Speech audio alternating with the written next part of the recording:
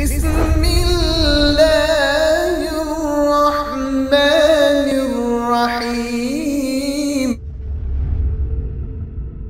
وقد قال الله سبحانه وتعالى في القرآن المجيد والفرقان الحميد بعد أعوذ بالله من الشيطان الرجيم بسم الله الرحمن الرحيم. إن الذين قالوا ربنا الله ثم استقاموا تتنزل عليهم الملائكة ألا تخافوا ولا تحزنوا وأبشروا بالجنة التي كنتم توعدون نحن أولياؤكم في الحياة الدنيا وفي الآخرة ولكم فيها ما تشتهي أنفسكم ولكم فيها ما تدعون نزلا من غفور رحيم. ومن أحسن قولا ممن دعا إلى الله وعمل صالحا وقال إنني من المسلمين.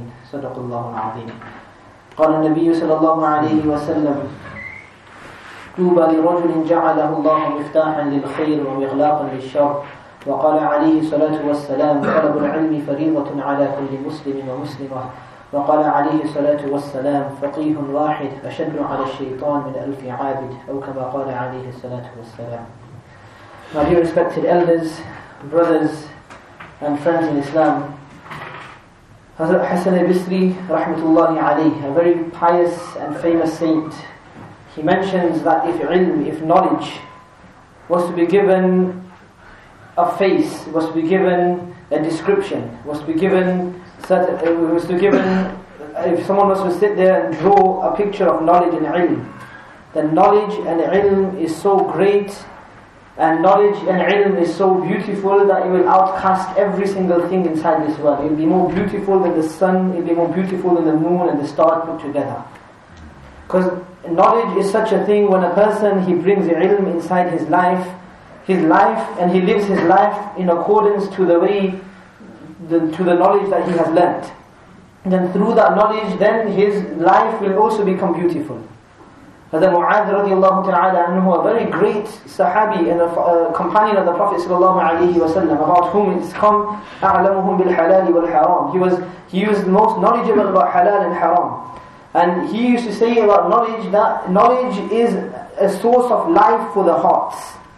The heart, when a person's heart it becomes dead, then when he has knowledge, and the knowledge will become a source of his heart to become alive again. And he says that knowledge is a form of light for the eyes. Knowledge is a form of light for the eyes. And Hazrat Imam Bukhari rahmatullahi alayhi in Bukhari Sharif, in one of his subheadings, he mentions that al-ilmu qabla al-amal. Al-ilmu qabla al-amal. That a person, when he has whatever knowledge he has, knowledge should come before a person starts doing an action. Knowledge should come before a person starts doing an action. For example, many people go for Hajj, or many people in the month of Ramadan start fasting. Before they start fasting, or before they embark on the journey for Hajj, or before they start doing a certain action, they always ask the knowledgeable people amongst them, how do I do this certain action? So, for example, before Ramadan, you'll see the masajid, they talk about Ramadan, they talk about the masail of Ramadan. Before the time for Hajj comes, so many Hajj programs take place. When other times of the year come, for example, close to the month of Ramadan, a lot of people take out zakat. So in that closer to that time, maybe masail of zakat will also come. And because a person, if he does a certain action with ilm, with knowledge, then that action that ibadah that he does, he will do it correctly. And if a person, he doesn't have no knowledge how to do, for example, he has no knowledge on how to do Hajj, a person has no knowledge how to fast, or if a person has no knowledge how to read Salah correctly, and he starts reading Fajr Salah at the time of Isha, and he starts reading Isha at another time, then that action that he's doing without knowledge is not going to benefit him. That's why al-ilmu qabla al-amal. Before a person he does certain action, that's why it's very important to learn knowledge, to learn how to do these actions correctly. Alhamdulillah, Allah subhanahu wa ta'ala has made ilm and knowledge very accessible for us. In today's day and age, ilm and knowledge is very accessible. Before it comes in a story of the time of Imam Ahmad rahmatullahi alayhi, Ahmad bin Hanbal. He was obviously at that time, he was very restricted by the people at that time. He was forbidden from giving direct and tadrith of hadith. So no one could come to him. It was like he was under house arrest. And anyone that used to come to him for knowledge, they used to arrest not only Imam Ahmad bin Hanbal, but also that person that used to come as well. So a person, he travelled from so far. A person, he travelled so far, and he came and he knocked on the door of Ahmad bin Hanbal, and he said to him, I have come from this place. I have come from this place only solely for the reason to come and learn knowledge from you. So this person, Imam Ahmad bin Hanbal, he said that, don't you know that obviously if I say anything to you right now, it's going to be trouble for you and it's going to be trouble for me as well. The best thing to do is for you to come back at another time once this condition that is upon us goes away. So this person, obviously he said to Imam Ahmad bin Hanbal, I have come from so far. I have travelled solely for this purpose so that I can hear a hadith from you, so I can learn certain knowledge and ilm from you. So Imam Ahmad bin Hanbal, obviously he knew the condition, and he said that it's going to be very difficult for you. Then this person said that, do people come to your door to ask for money? Do beggars come to your door to ask for money? So Imam Ahmad said, yes, they do. They come to my door, they ask, obviously they come to everyone's door, they ask for money. Beggars come, obviously the time was, the way he used to live at that time, there was poor people around. So he said that I will go and spend my time and my day with the people that come and beg to you on a daily basis. Yeah, those people that come, I will go and I'll spend my time with them. Now when they come to your door, I will also come.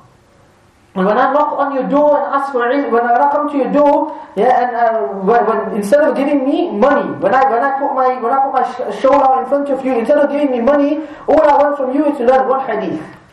Just give me one hadith. And he said that this person used to come on a daily basis, knocking on the door of Imam Ahmad bin Hanbal. He used to ask, he used to knock on the door, so people used to think that he's coming to bed. In reality, he was coming to learn a hadith. Among the sacrifices people went through for the sake of knowledge. It comes about another pious person. That a person he for the sake of knowledge he sold everything that he had. He sold every single thing that he had at his disposal. So much so that a time came that inside the class he didn't come to class that day.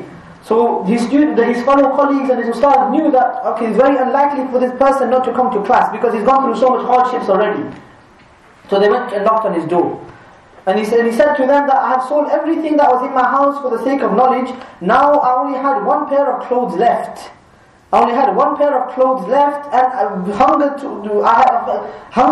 hadn't eaten for so many days and I was feeling so hungry that I was forced to sell the clothes that I was wearing, and I don't have enough clothes to cover my body for me to come and sit in the class. So much hardship people went through for the sake of knowledge.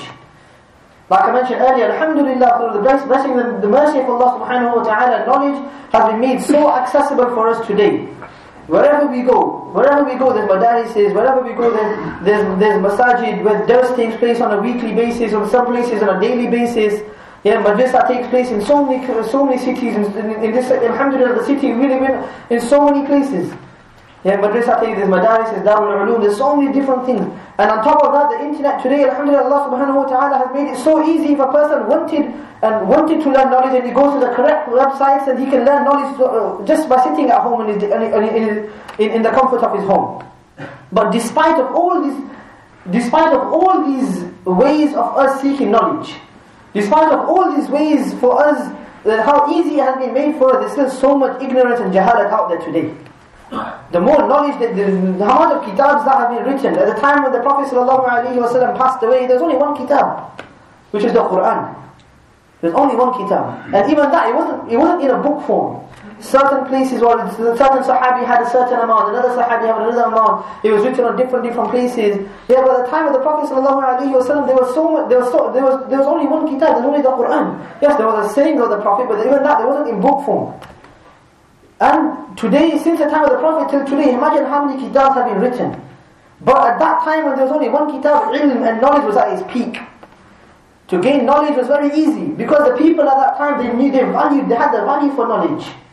Yeah, but now obviously because it becomes so accessible and so easy for us, the value for knowledge and that value for the people of knowledge has decreased. Hazrat Allama bin Nuri, Allama Yusuf bin Nuri rahmatullahi alayhi, a very famous pious person that passed away. He's got a madrasa in Pakistan, Karachi as well. Many of you may have been to it. A very pious saint. He says that in my whole life I cannot remember putting my feet forward, facing my feet towards a person that was a hafiz of the Quran. In my whole life, I cannot remember putting my feet towards a person that has got the Quran in his heart. That's how much value they had for knowledge. Because of Hazrat Maulana Ahmad Gangohi rahmatullahi alayhi, and the very finest saint in India that many of us have heard about him as well. And he's got books that have been written about him as well. He comes at that time, they used to be giving dars and he used to be giving his classes outside. And whilst he's giving his classes, the students were sitting there at one time it started raining. Now when it started raining, the students at that time, they covered their books and they quickly went inside. And what he done at that time, he realized that all the students have gone inside with their books and everything, but they've left their shoes outside.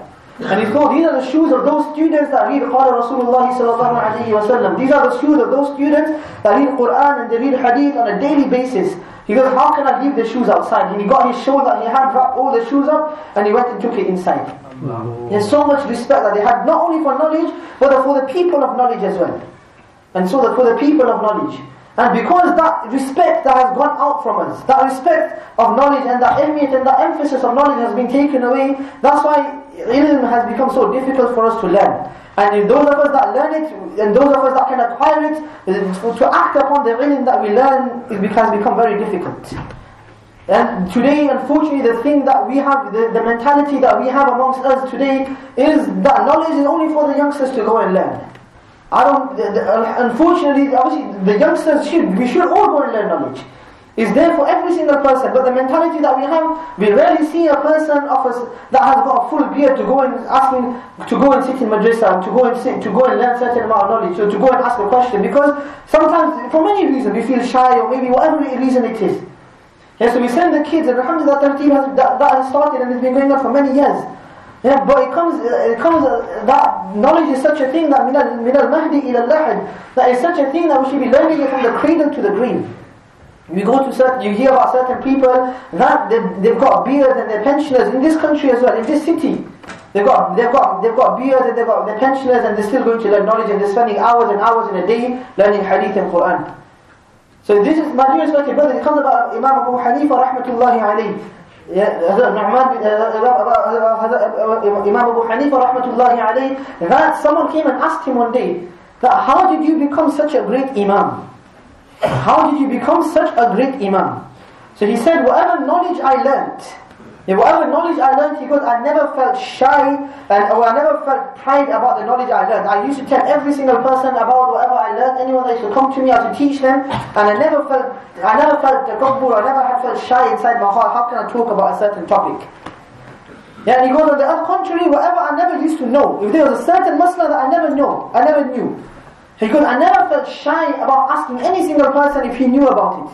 Because I never thought that how can I, Imam Abu Hanifa, go and ask a certain person about a masla. As it comes about Imam Abu Hanifa rahmatullahi, he asked the person that used to clean the toilets at that time about when a dog reaches the age of puberty. And at that time, a person that used to clean the toilets told us that Imam Abu Hanifa the answer to this question. That when a dog, he raises his feet and he urinates, that's when the dog reaches that age. And it comes that whenever Imam Abu Hanifa used to come across this person, he used to give him so much respect and so much knowledge, so much respect and so much izzah, because he taught him certain things. And because about Imam Bukhari rahmatullahi alayhi has mentioned in his kitab of a saying of Imam Mujahid rahmatullahi alayhi, that if a person, a shy person and a person that has takabbur can never learn knowledge. A shy person and a person that has pride can never learn knowledge. So it comes about one of the students of Imam Abu Hanifa rahmatullahi alayhi, the son of Imam Abu Yusuf, that when he was young, that for him to learn knowledge was very difficult because he came from a very poor family. His father wanted him to go and learn the trade and basically start working and learn some business and start helping it and to learn a livelihood and to earn ends meet. So his father never used to encourage his son to go and sit in the gatherings of Imam Abu Hanifa. But obviously what Imam Abu Yusuf used to do, he had that burning desire to learn knowledge. So what he used to do is, he used to help his father out, and then whatever time he used to get at the beginning, he used to go and sit in the company of Imam Abu Hanifa. And then a certain time came that for a few days, Imam Abu Yusuf never went, and he never sat in the gathering of Imam A'zam, and he asked about him. Where is Abu Yusuf? Where is Imam Abu Yusuf? I believe his name was Yaqub. And he said that he was told about the condition, and his Imam Abu Yusuf came and told the Imam about the condition that was happening, and he gave him a bag which had some money inside, and he said, whenever you need it, come and ask me for more. And he went through so much hardships for the sake of knowledge that after the demise and after the death of Imam Abu Hanifa rahmatullahi alayhi, people used to come to Imam Abu Yusuf and ask him and used to ask him ask him questions that they never used to know the answers for. At a time came that in his life he became the Qadi al-Quda, he became, like a chief justice at that time. So knowledge is a thing, my dear respected brothers, each and every single one of us, no matter how old or how young we are, we need to go and learn. And people before us, they used to go through so much hardship for the sake of knowledge, for the sake of ilm. And alhamdulillah, today we see that we have many madarises for us where we can go and learn knowledge. For example, obviously madrasa takes place in many places. Now we see that obviously the emphasis that has been put on knowledge. We believe that if a child goes to madrasa between 5 and 7 o'clock in the evening, that is sufficient. Whereas knowledge is such a thing, we should start it from home. The first teacher should be our mothers and our fathers at home. We see so many times that if a person, he comes to madrasa, he'll start learning his Quran, and he'll start learning his thing, and we see that he'll start acting upon certain knowledge, and he'll start acting upon the things that he learns. But then when he gets home, his parents will feel like that my child is missing out. When children are encouraged to do certain actions, for example, to read 2 rakats namaz before going to sleep and making dua to Allah subhanahu wa ta'ala, the parents sometimes feel, the feedback that we get is, my child is missing out. That how can my child not spend time with the other brothers, with the other sisters, or my child is at school in the morning, and his child is at school in the morning, and then when he comes home in the evening, you want him to sit and read and make dua as well. My dear brothers, knowledge will only be gained if we turn the environment inside our home into an environment of iman, into an environment of ilm as well. It comes Imam Abu Hanifa rahmatullahi alayhi, he says that if a person, he wants to learn ilm and he wants to learn knowledge, and he wants knowledge to be in his family as well. He wants knowledge to be in his children, in his family, in his wives, and in his whole families. Then he needs to have the respect for knowledge, and he needs to have the respect for the people of knowledge as well. And only if he has this respect, then he will see the benefit, and the fruits of it will be that Allah subhanahu wa ta'ala will bring knowledge inside not only his life, but inside the life of his children as well. It comes in a hadith of the Prophet sallallahu alaihi wasallam, on the day of judgment, Allah subhanahu wa ta'ala will say to the people of knowledge that, O people of knowledge, I did not give you knowledge. I did not give my knowledge to you so that I can give you azab, I can punish you. Because I only gave you knowledge so that you can propagate the people, go into Jannah, there's no adab for you today. The people of knowledge have such a great status in the eyes of Allah subhanahu wa ta'ala. That's why at the time of the Prophet sallallahu alayhi wa sallam, the Sahabi came to the Prophet and said, I have come to you to learn knowledge. I have come to you to learn ilm, to learn knowledge. And the Prophet sallallahu alayhi wa sallam said, Marhaban bi talib al-ilm, that you welcome, O person that has come to learn knowledge. A person that comes to learn knowledge, the angels spread their feet and they gather amongst, the angels spread their wings for this person, and they gather amongst, they climb on top of each other until they reach the arsh of Allah subhanahu wa ta'ala. Knowledge, my dear brothers, is important for each and every single one of us, and not just for the children, not just for our children. And just to conclude today, I'll repeat the saying of Imam Abu Hanifa rahmatullahi alayhi, that someone came and asked him that how did you become such a great imam of the time? And as Imam Abu Hanifa rahmatullahi alayhi said that I never felt shy, and I never had pride in asking knowledge. And something similar is mentioned about the saying of Imam Mujahid rahmatullahi alayhi, that he said that a person that is shy and a person that has pride will never be able to learn knowledge. So may Allah subhanahu wa ta'ala give us all the tawfiq and the ability to act upon what has been said, and give us the ability to act upon the knowledge that we learn, because ilm without amal has no benefit, my dear respected brothers. May Allah subhanahu wa ta'ala give us the tawfiq to act upon what has been said.